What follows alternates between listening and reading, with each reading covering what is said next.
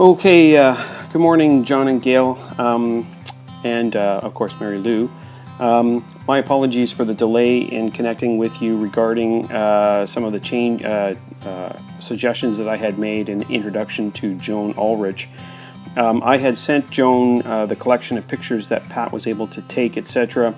And I know that there's been a couple of emails back and forth this week about, really are we on the same page, etc. So I thought it would be helpful for me to share with you some of our thoughts on getting the house ready to be put on the market for sale. We're certainly not asking anybody to do major work, but a good clean out, clean up would be beneficial.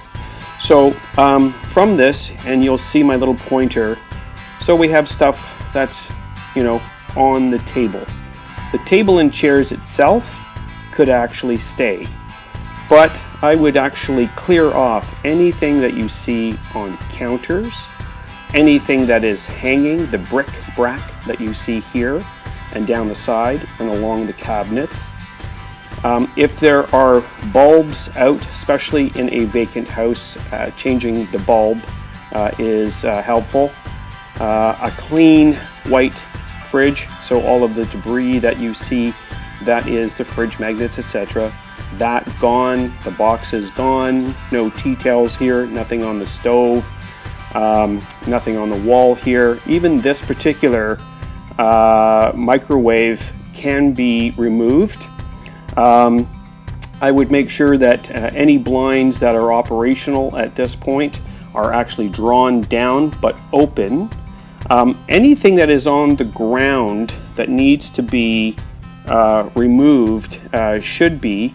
As we kind of go through, some furniture can stay, but there's other things like the rug and stuff underneath it that should go. I know that there was a conversation about light fixtures, etc., that were of interest to you, John, or Mary Lou. Having them taken down and taken with you is a good idea, but if it leaves a hole, so let's say it was this light fixture that you wanted, rather than leaving nothing here, it should be exchanged with something that illuminates at this point. I'm talking $10 Home Depot, but something that lights up, not just some wires at this point. So the property does need to be vetted so that it is kind of just the bones of the house. And the important side is that, believe it or not, housekeeping has a dollar value. And as it is at this point, we're selling as is, where is, but we can help ourselves by just bringing it right back to the bones. Even this particular wallpaper at this point, who knows, somebody may love it and find it very hip and retro, etc. But having the house depersonalized, decluttered, and clean, and I mean a good clean of the fridge, a good clean of the stove, that kind of idea. Bathrooms, the same situation. Kitchens and bathrooms still sell houses. It doesn't have to be a sparkling new jewel, and we're not changing or painting or doing anything, but having the property smell good, look good, even as a vacant property is important. This next piece, as we have, you can see here, all of the stuff again. All of this should be taken out. This really needs to leave the property. These pieces, at this point, if it's stuck to the wall, that's fine. That should actually, could come down, but if it's a pain, you won't. One of the pieces that I want to highlight is the fact that these cuts, now I realize there was probably some plumbing issues, etc., that needed to be dealt with, and that's one of the reasons why these exist. Pat's suggestion is all they need to do is have a nice clean edge. So we're not going to fix the ceiling, etc., but these things should have a nice clean edge to them so that it's squared off. We don't have to apologize, but we just have to make sure it doesn't look like this was either a rage or whatever the case may be.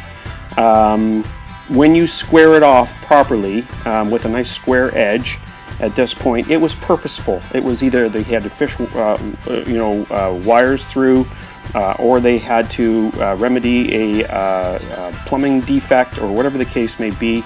But it's a lot more explainable than kind of punched holes, if possible. All of this stuff really is very doable, and I realized that John and Mary Lou, that you could do all of this work. I kind of gathered with just the proximity of where you guys live from the property, having an alternative like Joan and her company, or somebody like her, might give you some, well, somebody else can make it their issue if you wanted. Upstairs, if you're done and there will be no more furniture that will go to either of your homes or find homes at this point, then I would say this can stay. So Joan's company will straighten up the furniture. Now they will probably take out any of this stuff here in the cabinetry, stuff on the top at that point, all of the pictures. They can make that happen. The plants all have to go, obviously. If they have not been attended to, they could be dead. Well, this is a fairly recent picture, only within about a week. So these look still pretty surprisingly healthy. But I would suggest the greenery go, the tablecloth go, and we'll just put the chairs back. So this stuff can be neatly arranged, but I would have the carpets vacuumed. I would certainly, like I said, the greenery at this point, I truly believe should not be there. That's just my opinion. With the drapery at this point, it can stay, but it should be opened. If it has a blind, like a mini blind behind it, I would recommend at this point that the mini blind stay open. And the reason why is because when Tuzler comes to take the picture and to do a floor plan in the size of this particular house, I strongly recommend that a Tuzler effect get done so that we can actually have that floor plan. And again, the same situation is we might be able to salvage and not have to move out the bed, etc. in this case, but all of the material stuff here on top and in the atelier here and on top, I believe that this stuff should be kind of packed away in boxes, etc. And as far as moving the furniture, etc., Joan knows how to do this. She's, it's call it budget staging at this point. She'll utilize what you have. She'll make it look like it fits. It'll look good in the photos at this point. This is a medical chair. I will tell you, anytime we see medical appliances in a home and the property is vacant, it literally automatically tends to put people on notice that maybe perhaps somebody passed away or whatever. That does limit certain types of buyers, like the Chinese culture will not buy even if the person was sick and died in the hospital. They're like, oh, did they die? Did they die? And it's kind of like, no, they're perfectly healthy and alive and living around the corner at, Happy Acres or whatever the seniors residence is that your mom's in. So, but as soon as they start to see medical equipment or assisted living items, it starts to bring up questions that really we can answer by not having the stuff there. So it's important that, some big pieces kind of get done. But again, the streamlining of this, the packing stuff away, you not having to worry about it is why I recommended Joan's company at this point. So there is certainly a benefit to having somebody like Joan do this, because they do it professionally. They know how to do it. They know what they need to leave behind. They know, how to get this stuff done, as opposed to you going, do we leave this? Do we not leave this? This looks okay to us. Well, you're not buying it again.